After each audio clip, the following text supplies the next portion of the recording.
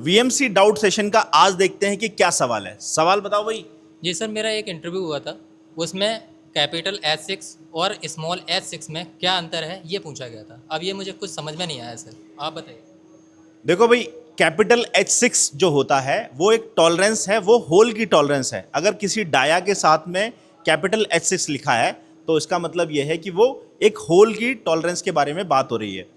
जैसे for example के लिए अगर 50 डाया के आगे कैपिटल H6 लिखा हुआ है तो उसमें जो है जो टॉलरेंस है वो चार्ट में जब हम देखेंगे उसकी लिमिट, तो वहाँ पर हमें वैल्यू मिलेगी 0.030। इसका मतलब यह है कि 0.03 जो है 30 माइक्रोन का जो है इसमें टॉलरेंस लिमिट दी हुई है, वो डाया के हिसाब से जो है हमें रखनी है। ठीक है। ऐसे ही अगर आपको स्मॉल H6 लिखा हुआ है तो उसका ये मतलब है कि वो शाफ्ट की टॉलरेंस है।